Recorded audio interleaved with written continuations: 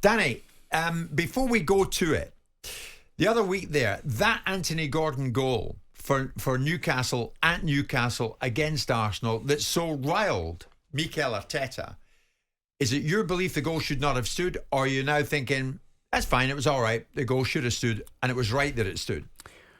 Well, on the day when I thought initially it was a goal, then I watched a lot of the replays and thought it's probably a foul, a little push in the back, but not definitive. It wasn't an absolute glaring error for me. It was one of those where I'd understand if some refs give it and some didn't. So I get why it was given, because the obvious reasons they didn't have the right cameras and angles to definitively say the ball was out or an offside, which is fine. Yeah. And there was a little bit of subjectivity on the push. So you might have an opinion, I might have an opinion. We heard that, and therefore the goal stands, and that's the way it should be.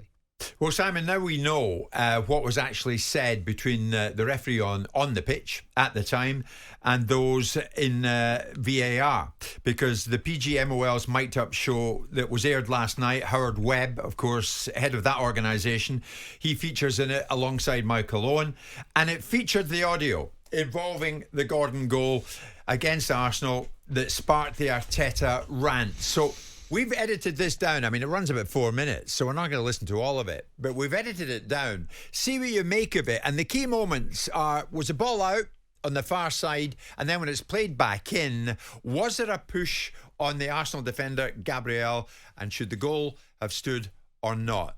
This was what happened. So, Stu, can you have a look at this as well before we go check the goal? For me, I've got no conclusive evidence that that ball is out. No, I agree. He said not a goal. Wait a minute. No, I was going to say you can't go on that angle, although it looks out. You've got the curvature of the ball. Just 1 second then. So go 2 frames forward. The ball is already back in play, stroke on the line. 2 frames forward. That's there we go. So that's fine. So run that through, please. Right, now you've got the challenge on the back post. Yeah, so I'm going to check that. So running that through, please. So looking for offside position first of all. No offside position. Okay. I'm now going to check a potential foul on Gabriel. So have you got high behind for me, please? Yep. That's great. Just run that through a little. Stu, we've cleared the ball staying in. We're now checking for the back post challenge, mate. From the other end, which might be better. I don't see a specific foul on Gabriel. I see 2 hands on his back, but I don't see anything of a push that warrants him flying forward like that. So there we go. The key moments. No conclusive evidence that the ball was out of play. So we've nailed that one. No offside. And they judged no push on Gabriel when the ball then fell to Anthony Gordon and he walloped it into the back of the net. No specific evidence that there was a push on Gabriel. In other words, the goal was good, but that wasn't what Arteta thought on the day. Yeah, we have to talk about the result, because you have to talk about how the hell this goal stand up, and it's incredible. I feel embarrassed, but I have to be the one now coming here to try to defend the club and please ask for help, because it's an absolute disgrace that this goal is allowed. It's an absolute disgrace. Again, I feel embarrassed. I've been more than 20 years in this country, and this is nowhere near the level to describe this as the best league in the world. I am sorry. So that VAR evidence to me was clear, concise and methodical. Can I just say on that, Jim? Yeah. I said many times, and I'll change my mind on this, since that show started, I didn't really want to hear how they got something wrong or why they got it wrong. I know that one was saying they got right, but sometimes they've shown. But I actually think it does help here in the process. The more I've heard it, it does give you more of an understanding. Only because people don't accept authority and don't accept judgments. What do you mean? We're now analysing the analysis. And the only reason we're doing that is because there's a refusal within the confines of football to accept the decision-making process. Yeah, but do you agree, though?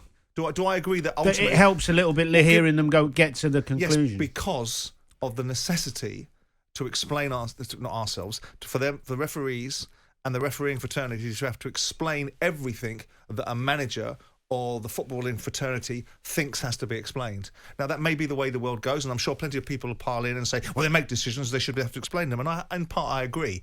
But we're now applauding the analysis of the analysis. And we're applauding the fact that we have this sense of entitlement that the moment a referee makes a decision, that ultimately there should be this entire enclave of people that have to explain it. So when you get nicked on the side of the road by a police officer for doing something you shouldn't be doing, I'm sure you're going to be asking the police officer to explain to you why you've been nicked, because that's not the way the world works. The way the world works is, or the way that it should work, is there is an element of needing to understand that there was a structure of authority in the game. The players' responsibility is to be players, the manager's responsibility is to be managers, and the referee's responsibility is to referee the task efficiently. And what we're doing now is we're looking at this going, well, they did their job, which makes the situation with Arteta, and of course all those people that think Arteta was victimised by shows like this, and the media made it into a 4-act play because of what Arteta decided he was going to say, will turn around and say, well, you're now weaponising this against Arteta. Yeah, but you're talking about, I mean, I know what you mean, but you were talking about an idealistic world where everybody accepts all the authority and everyone goes, yep, that's fine, we'll take it on the chin. Well, I'm responding to what you've said. What you've said is it actually makes it better. And of course it makes it better based upon the premise that everybody's got to explain themselves. So when you ask a manager to explain himself after a game, after he's made a bunch of mistakes, they get prickly, they get nasty, and they don't like it. And the irony of it is that for me, I'm not an apologist for bad refereeing decisions. I resent on behalf of the authority of the game that there's a necessity for them to have to explain themselves to some jumped-up little manager that half the time gets it wrong himself. No, I hear you. But this ain't really... Although Howard Webb's doing the show, all he's actually doing is releasing the footage of how they got... That's not really explaining himself. He's giving clarity to how they've made the decision. But he's not explaining himself because, with due respect to Michael Owen, who I'll be seeing next week, he isn't actually making work very hard, is he? Well, I didn't see the whole show, so no, probably not. But Michael Owen would disagree with that. But the bottom line is, Simon, do you think the explanation that we edited down to a minute there is indeed clear, concise, and methodical? It shows how they got to where they got to. It sounded a hell of a lot better than the other week, didn't it? Yes, of course it did. And by definition, what we saw was a group of fools in the VAR room. And what we saw there is what we hear there is what we should be hearing. We shouldn't be patting that on the back. We should be saying to Howard Webb, job well done, because that's what they should be doing. Right. Because they've set themselves a low bar on previous instances, we're now going to applaud the bare minimum of people being efficient in what they're doing. What it does do is it shows that the process for all those naysayers out there is working. And of course, the next question will be subjectivity, experience, and rules. Because it ain't going to stop. Right. No, it's not going to stop. Right. So does it make Arsenal's statement? Do you remember the statement, Danny? Straight after Arteta's rant, Arsenal came out after. Arsenal Football Club wholeheartedly supports Mikel Arteta's post-match comments after yet more unacceptable refereeing and VAR errors on Saturday evening. That's embarrassing now for Arsenal, isn't it? I think it pretty much was at the time. Absolutely right. I don't know if you think it's more embarrassing because you've heard most people thought that it was an overreaction to what was a decision that not everybody agreed on. I mean, there are some things you watch, aren't there? You know, obviously the Liverpool one, Tottenham one, we've talked about that, but the Gary O'Neill situation with the penalty, the 2 penalties, I mean, that 99.999 of people all agreed, and it was, but this one wasn't quite like that. You played the game, was it a foul on Gabriel? I think you get it most times.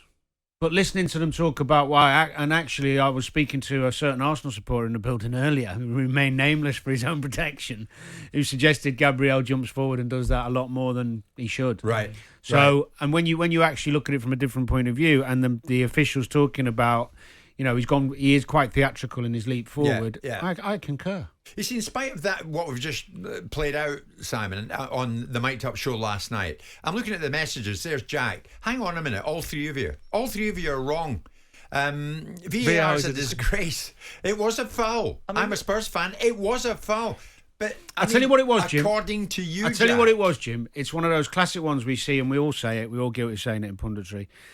If it had been given as a foul, it wouldn't have got reversed. Yeah, absolutely. But I love the way people throw around superlatives like a disgrace. Because I wonder what's going to happen when there's a real disgrace on the pitch and what superlatives people are going to be used then. Atrocity. But the point is that Arteta's rant stepped over the line. He went too far. I think managers doing interviews after the game, you've got to bake into the conversation that they're going to be emotive about things that they think are unjust. Yeah, you have. So you price that in. Yeah. He went too far because he made observations about the entire state of the nation. Which is fine. But the real criminals in this, for me, are Arsenal Football Club. I thought it was a sycophantic load of bottom licking on behalf of their manager from a club that should know better. Who would, just give me some clarity on that, Simon? Who would make that decision to put that out? Well, I would imagine it's probably the director of football, isn't it?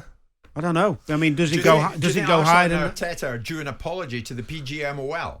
I think they should. I think they should have their knuckles wrapped, and I think the club should have their knuckles wrapped, because it's one thing, as I say, baking into the conversation an over-emotional manager that has this as his stock and trade and has actually galvanised the club by that emotion. It's another thing in the cold light of day, the grown-ups in the room. Yeah, I think it's two different compounding it by going after the authorities. These are the grown-ups in the room that are the ones that are signing up to the rules. These are the ones that have the ability to be able to change VAR's implementation. These are the ones that vote against semi-automation and principles like that. So I don't know how they have the audacity to put a statement like that, because they're supposed to be representing some of the authority and upholding the values of the game, and I thought that was preposterous on Arsenal's behalf. Well, Arsenal finished their statement at the time. We support the ongoing efforts of Chief Refereeing Officer Howard Webb and would welcome working together to achieve the world-class officiating standards our league demands.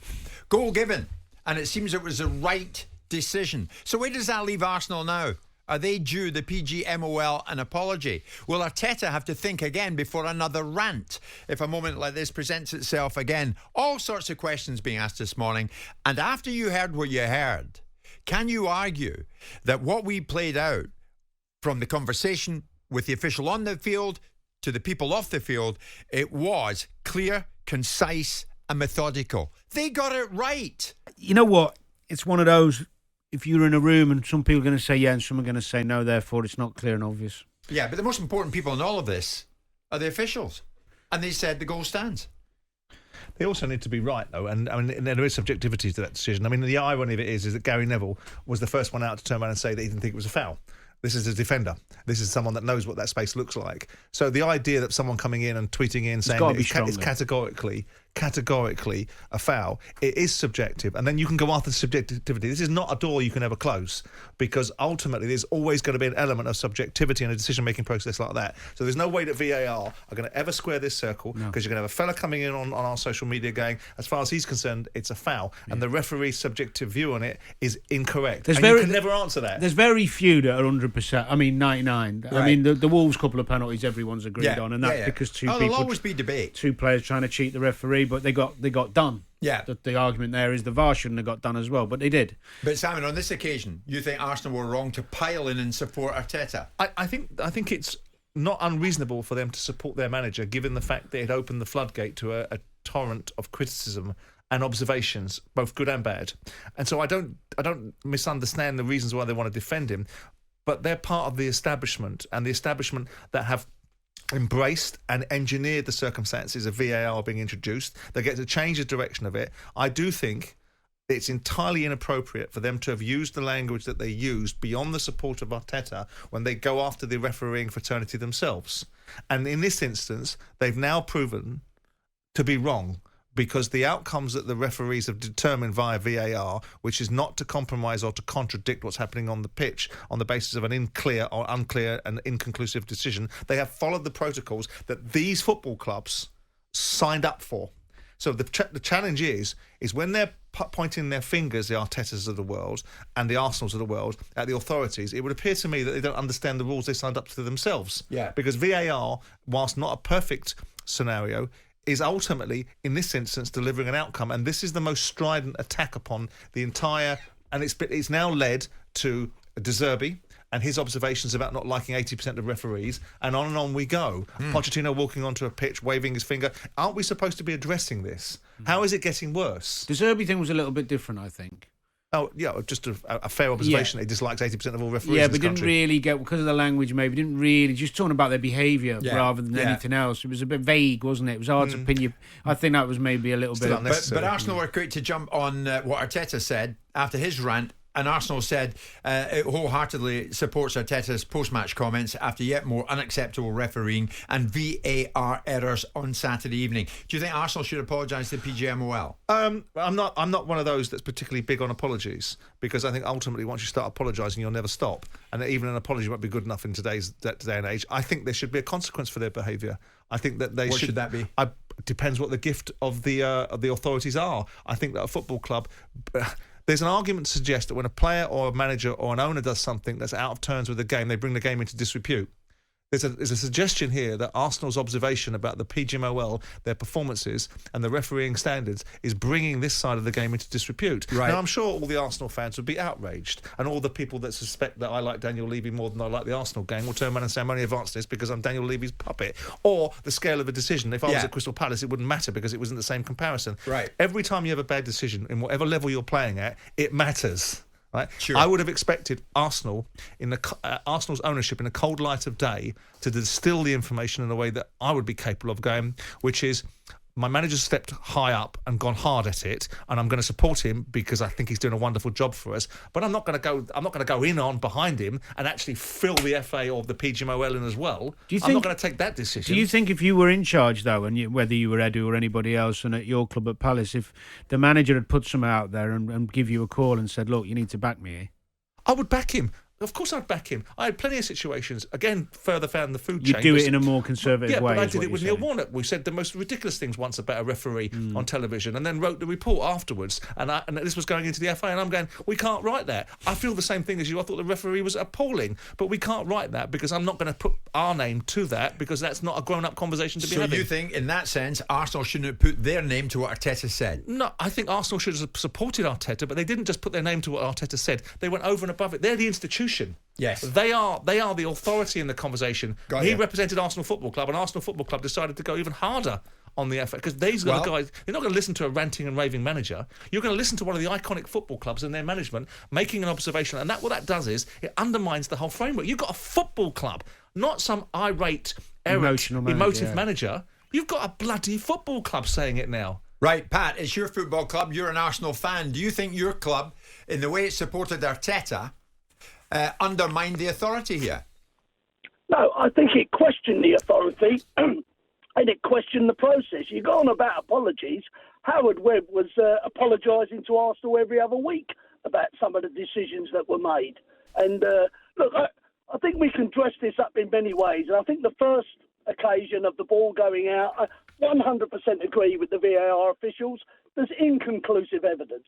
But if you listen to the conversation, one, they mentioned the handball. They didn't zoom in like they have done before on other objects and just left it alone. Yeah. Two, they went on about the offside. A bloke said, no, he's onside. Gabriel's playing him on. The other VAR official had to correct him and say, hold on here. There's not two people behind the ball. The goalkeeper could be ahead here. So I'm worried that straight away the decision, he's offside. Gary Neville, and, well, Jim, you as well, there seems to be a bit of agenda every week against the Arsenal in terms of when they make a comment. And What they actually said, there's no offside position, or I think they meant angle to get to be conclusive with it, and that's what I heard back on the day. Yeah. So they couldn't, similar to the ball being over the line, they couldn't make a categoric decision on the offside or the handball because of the lack of evidence. Yeah, Pat, thanks for your call. There's no agenda. Neil's another Arsenal fan. Where do you stand on this, Neil? I mean, now Michael Owen is suggesting, look, the evidence is clear, concise, methodical, and the show itself insightful, educational. I mean, have they turned it round, the PGMOL, with the way they've treated this moment? Well, hey guys, to be honest with you, I mean, I listened to the show last night, and clear, concise, and methodical. Well, I just heard, Howard Webb talking about how they came to the decision that they kept on banging on about. I mean, we've seen these decisions go left and right every single day of the week, even before VAR. So to me, it's a wrong decision for the foul. And whatever they said on that show, I didn't see anything to say that it was clear, concise, and methodical. It was, to me, it was a lot of rambling yet again. And I think they've got to get that right. But I mean, it's a foul in my opinion. It wasn't given. Yeah. The ref was wrong. But hell, you know what? We move on. But we move on. We do, Neil. If the goal had been given to Arsenal, you'd have taken it, I assume. 100%. I mean, we've had so many bad decisions go against us, but we've also had good ones. And you wouldn't have cared about the inconclusive, indecisive observations that would have still made the same sort of commentary. But if it had been given an Arsenal goal, then it would have been fine for you to have listened to that. Yeah, but hang on a second, Sam. The thing is, how long has VAR been in the system now for? And we've had so many decisions go in the name of clubs to say, we don't have the right angles. how on earth is it that bad this long? But that's a different argument, isn't it? But that's a different argument. That's about suggesting It's now, a fair one, though. It's a fair one, and I agree with you that if we're going to go in a digital world, then do the lot. Do all the lines, do the lot, and then you could have no arguments. And automate it, put sensors on people's shirts, put sensors in balls, and shut everybody up. The fact you can't see whether a ball is over the line in today's with the billion-dollar industry. Yeah, I think it's poor. Yeah. Jim White and Simon Jordan. Monday to Friday mornings from 10 on AM, on DAB, via the talkSPORT app, and on your smart speaker. talkSPORT.